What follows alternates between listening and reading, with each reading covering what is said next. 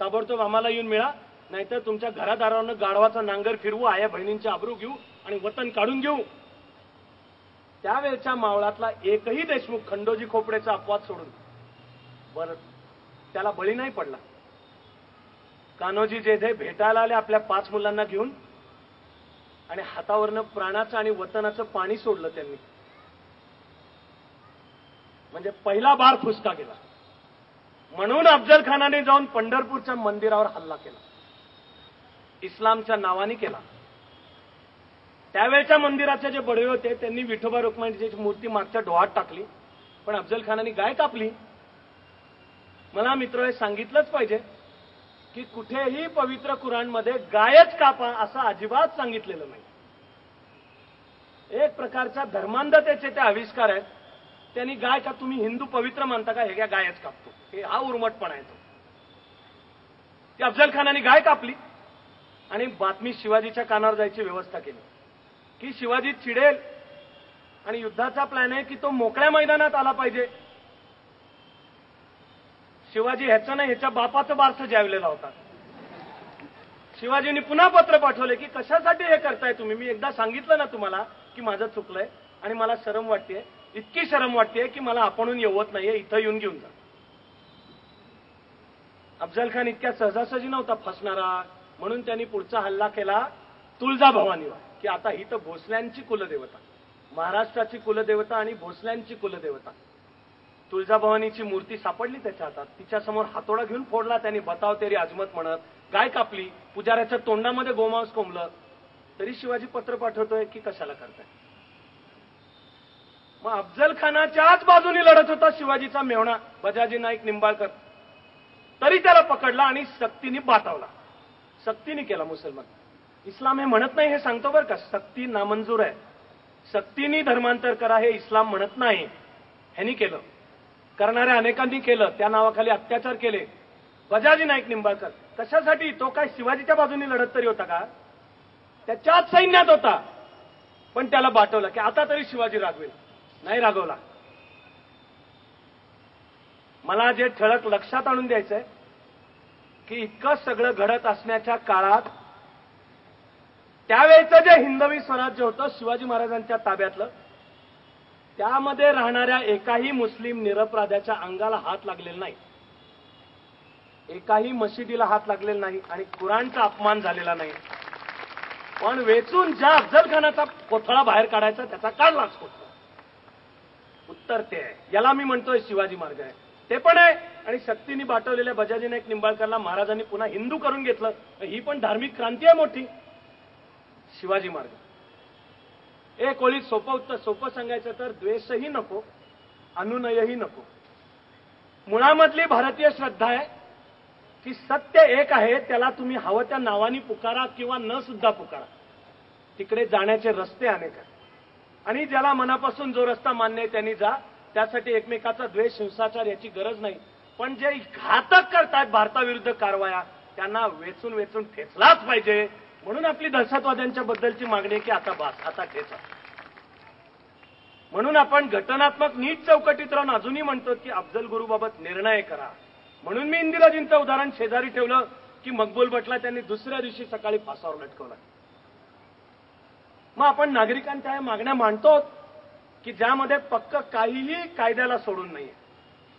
जर पाकिस्तानमध्ये दहशतवादी तळ आहेत आणि जरबीर नाही आहेत हे माहिती आहे, जरबीर नाही आहेतच,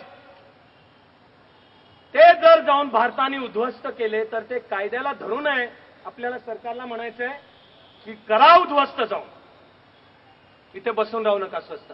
परवा अमेरिकेचा नवा जो राष्ट्राध्यक्ष होणार त्यांनी सुद्धा जाहीर केलंय की आवश्यक ती सगळी कारवाई करायचा भारताला अधिकार आहे. याला म्हणतात पॉलिसी ऑफ हॉट परसूट. पाकव्याप्त काश्मीरमध्ये, भारताच्या सीमेपलीकडे बांगलादेशमध्ये सुद्धा दहशतवाद्यांचे तळ आहेत आणि तशी जर इन्फॉर्मेशन असेल तर ते जाऊन उद्ध्वस्त करायचा अधिकार आहे. त्याच्यावर मिसाईल टाकली पाहिजेत, कमांडोची कारवाई केली पाहिजे, गडबड नाही पाहिजे. पुन्हा म्हणून दहशतवादी कृत्य करण्यापूर्वी पाकिस्तान आणि बांगलादेशला 50 वेळा विचार करावा लागला पाहिजे आणि 50व्यांदा ठरवावं लागलं पाहिजे की भारताला हात लावू नका परत. ही कडक कारवाई पाहिजे. अर्थातच ते करताना आपली जी यंत्रणा आहे ती अत्याधुनिक बनवावीच लागणार आहे. दहशतवादी लढतोय AK-47नी आणि आमचा बहादूर शिपाई असला तरी तो लढतोय 303नी. इससे काम नाही चलेगा. अवश्य काय करण्याचं ते त्यांच्याही हातामध्ये अत्याधुनिक शस्त्रास्त्र असायला पाहिजेत आणि अर्थातच त्या शस्त्रास्त्रांचा धाक शत्रूला वाटायला पाहिजे, भारतीय नागरिकाला नाही. उलट भारतीय नागरिकाला हे आपल्याला असलेलं प्रोटेक्शन आहे असं वाटायला पाहिजे. अशा आपण मागण्या मांडतो. आता मी या ठिकाणी सर्वांना विनंती करणार आहे की मी मागणीचे एक एक शब्द, एक एक मुद्दा नीट सुस्पष्ट शब्दामध्ये म्हणणार आहे. तो जर आपल्याला सर्वांना मान्य असेल तर एकमुखाने भारत माता की जय एवढं आपण म्हणायचं. नागरिकांचं हे मागणीपत्र आता गप्प बसून ऐकून घेणं बास, शत्रूला उलटी चपराक द्यायलाच पाहिजे. मान्य आहे का? मग मुद्दा नंबर 1, अफजल गुरुबाबत निर्णय करा. मुद्दा नंबर 2, पकडलेल्या दहशतवाद्यांविरुद्ध वेगाने कायदेशीर कार्यवाही करून त्यांना फासावर लटकवा. मुद्दा नंबर 3, पाकिस्तानचं सरकार आपणहून जर करत नसेल तर सीमेपलीकडचे दहशतवाद्यांचे तळ उद्ध्वस्त करा. मुद्दा नंबर 4, ही यादी दिली आपल्या सरकारनी आणि पाकिस्तानच्या राष्ट्राध्यक्षांनी पाकिस्तानी पद्धतीने वागून पण झालंय, पण आपण तो मांडला होता. मुद्दा नंबर 4, पाकिस्तान आणि बांगलादेशमधल्या दहशतवाद्यांना भारताकडे सोपवण्यासाठी त्या सरकारनं भाग पाडा. त्यासाठी आवश्यक ते सर्व कठोर उपाय करा. आणि आपल्या मागणीपत्रातला शेवटचा 5वा मुद्दा, दहशतवादाचा सामना करण्यासाठी अत्याधुनिक आणि गतिमान यंत्रणा करा आणि त्यामध्ये नागरिकांना पण सहभागी करून घ्या. आपल्याला आज आपण जे जमलो हे अश्रू गाळायला, श्रद्धांजली केवळ व्हायला नाही, ती व्हायची, पण समाजातून एक उठणारा आवाज लोकशाही मार्गाने सरकारपर्यंत पोहोचवायला आणि सरकारला भाग पडलं पाहिजे त्यासाठी. मग मला जे थोडं माझ्या परीने जमलंय कार्यकर्ता असणं, ती वृत्ती, विवेकानंद आणि गांधीजींचे संस्कार आणि मला वाटतं मला समजलेला जो भारतीय संस्कृतीचा गाभा आहे